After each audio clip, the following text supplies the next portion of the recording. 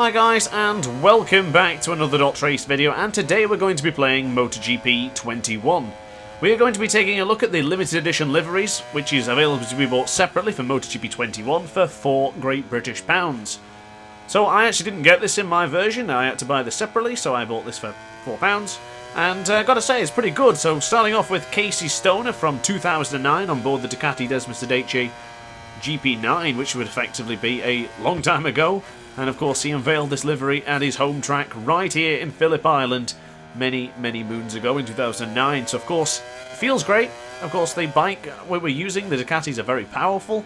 And this is my actual first time of using this particular bike, or even this particular class, because of course this is the MotoGP from the 800cc days, and I have not used them yet, so I'm really enjoying this. It feels magnificent. I'm really liking it. The brakes don't feel as powerful as they do in MotoGP. The acceleration is still very smooth compared to what the MotoGP ones are. Like, as in, when I say MotoGP, I mean as in modern day MotoGP.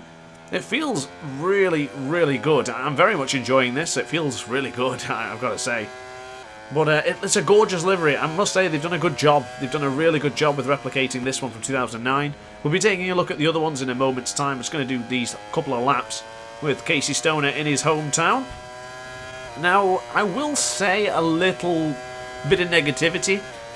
It's the fact that, well, we don't even have the Moto3 or Moto2 liveries up to date yet, but we have a limited edition livery for 5 bikes. And I'm a little bit unsure about that. I would much prefer to have the Moto3 bikes and the Moto2 bikes up to 2021's liveries, compared to having these particular liveries. I could wait for these ones, you know. And of course we don't have a historical mode, so that's a sad thing. But at the same time, I do like it. They are good. I'm impressed with the details on them because they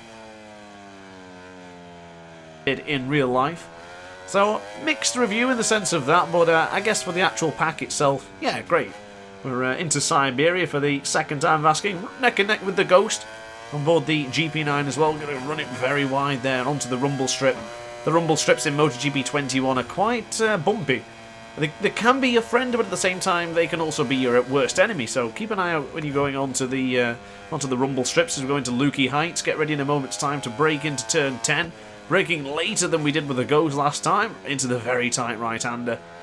And then we'll get ready to flick it left underneath the signage. For turn 11, smooth throttle acceleration here is perfect what you need. And then continue to push forward, get it on the fat part of the tyre, then flick it to the left. And then absolutely go for it. Full throttle coming out of this corner. Careful of the rumble strip. Oh, just went above it. We've invalidated the lap time. But that is the 2 laps for Casey Stoner. Have a quick look at it now. It's pretty good. They've done a really good job. So a major thumbs up from DrAce. I'm quite proud of it. I'm quite proud to be using it, I guess. I certainly didn't make it. The Milestone boys did. So good job to them. Thumbs up from me. So moving across now to Jorge Lorenzo on board the Yamaha YZF RM1. Back in 2009, Lorenzo debuted this one in Portugal. Unfortunately for that one, that was Estoril, but of course we don't have Estoril in MotoGP as of yet. I don't know whether that's going to be some future content, which I probably doubt. So I decided to use the next best thing in Portugal, and that is Portimao. So here we are. Of course, Portimao being the brand new track in MotoGP 21. We didn't have this last year, even though we raced there. So it's a welcome addition to finally have Portimao in MotoGP 21. And I've got to say, it looks amazing. The track is awesome. The livery is really great as well. They've replicated it to perfection. I do recall Lorenzo. I think Lorenzo won with this attire, I do believe, in 2009 on this Yamaha. I can't remember who filled up the podium. I believe it was Casey Stoner and Pedrosa. But I don't actually recall. But going into the very tight left-hander for the Craig Jones. Difficult corner to get right in this part as well on the right-hand side of the tyre. Braking in for the Portimao corner. It can be very difficult. This track is certainly no joke. If you're going to jump on MotoGP, probably wouldn't advise jumping onto Portimao straight away. Find a track that you like, find a track that's relatively easy, and then eventually jump on to Portimao. But if you're going to use this livery, I guess you have to use it in Portugal. It makes sense. Now, I actually originally thought this one was in Indianapolis 2008 or 2009 or 10. I don't know why, but I do believe Lorenzo has done some sort of livery themed around Indianapolis before. I might be completely wrong, but for some reason that's what I thought going into this one. But of course, I did do my research. I knew where every single bike was and which livery they used it at. Except this one. This was the only one I wasn't quite sure on. But of course, doing a little bit of research. I had to... Fun fact for you as well, actually. I was doing a good lap on this particular lap. Well, I'm not doing now, but the one after that first lap. But unfortunately, I got a message on Discord, and it sort of popped up, and it came up on during the video. And it kind of ruined the whole quality of the video, so that's why we're not doing 2 straight laps. We effectively return to pit to then do it again. It was a bit frustrating for me. I usually turn everything off like that, just in case it does come up in the video. But yeah, I made a mistake. As we go into the left-hander for turn 6, get ready to flick it right in a moment's time. Brake early there rather than braking late as we go, wow, a little bit out of shape on the rumble strip there for the Samsung corner. Now get ready to chuck it into second gear so you don't raise over the dip. It's difficult to try and get that right, but if you gear up at the right time, push forward on the analog stick, and you not too bad. So we now go on the right hand side of the tyre for Portimao. Get ready to give it a bit of acceleration as we go down the hill, and then ready to flick it left. Difficult corners to get right. You have to be brave, you have to be confident around Portimao. There's none of this wishy-washy stuff here. You have to go all in, or don't bother at all. So here we go, turn 13. Get ready for turn 14 for Sagres, or Sagres, I'm not sure how to pronounce that. I didn't hear the commentators mention it the other day. And now going into turn 15 in a moment's time. We just touched the outside of the track there, and that's another track that's invalidated. So unfortunately that's another lap that's gone in the bin. But never mind, it's all good. I'm literally here just to show you the liveries anyway. I'm not trying to take the top spots on the podiums or the leaderboards. But actually, fun fact, I did take a couple of top spots on the leaderboards because not many people have played it yet. Oh, a bit of an endo there, and I'll quickly show you the livery now. Of course, this is when Lorenzo was still with Dying Easy. That was, feels like a long lifetime ago, that, doesn't it? It's well over a decade. And there you go. Absolutely stunning. Oh, a bit of a wheelie for the aces. So we now move across to Aragon, using Dani Pedrosa with the 2011 Repsol Honda livery. I really like this livery, actually. It looks kind of silly, but it looks kind of good at the same time. I really love the fluorescent orange. It really stands out. And God knows Honda have not changed the livery in so many years. It was nice to have some sort of difference here in the 2011 version. And then eventually they changed it to 2013. They got rid of all the black and just mainly had white and the orange. I guess that was a nice change, but we're still looking at that same bloody livery even today. The only thing they changed was added a few Red Bull stuff to it, and that was pretty much it. So Dani Pedrosa at 2011. Competitive season again for him, but I do believe it ended in injury, like a lot of his seasons did in MotoGP, unfortunately. Such a great rider, and of course Dani Pedrosa has made massive, massive impact to KTM, taking them from pretty much nothing to very competitive. A couple of wins last season in MotoGP with the hands of Miguel Oliveira and Brad Binder. So, major praise to Dani Pedrosa. Would have been cool to see him try something new, and he did it. He jumped straight onto the KTM and tried something new. So of course, Dani Pedrosa never rode a different motorcycle in MotoGP. He was with Repsol Honda throughout his entirety of his career, which is a damn shame really when you think about it, because someone with his silky smooth, gentle acceleration, being really light on the bike, it would have been interesting to see him on a different motorcycle. I don't think a Ducati would have worked, but perhaps a Suzuki or even a Yamaha. Of course, Suzuki weren't really that much around, or they weren't that great by the time Dani Pedrosa was probably in his prime. But still, I would have been like to see Dani Pedrosa on another motorcycle. Let me know in the comment section down below, actually. If you could go back in time, which rider would you put on a different bike? Which rider would you like to see try another challenge? For me, Dani Pedrosa, I'd like to see him on a Yamaha. And Marc Marquez, I would love to see him on a KTM. I would like to see that happen. But going into turn 1, a little bit out of shape there, but it's quite alright because you get the nature of the corner, you can still fight it back. Get into turn 2 with quite a lot of speed. Turn 3, drop it down a gear to third, so you can then push out and then flick it to the left-hand side, get onto the left-hand side of the tyre, brake sort of mid-corner. You don't want to be braking too late, you want to be braking in and then taking the fast pace into the corner. Now for turn 6, easy enough corner to navigate. Get ready to brake early for turn 7, otherwise you go wide like the Ghost just did there. Fly over to the rumble strip. You can go on the rumble strip, it's not too bad, it's quite friendly that one. Brake early for turn 8. A little bit wide there and a little bit late. Not how we wanted to do it, but it's quite alright. Feast your eyes on the long lap penalty to your right there. If you're going to get a long lap penalty, Aragon is not the track you want to do it at.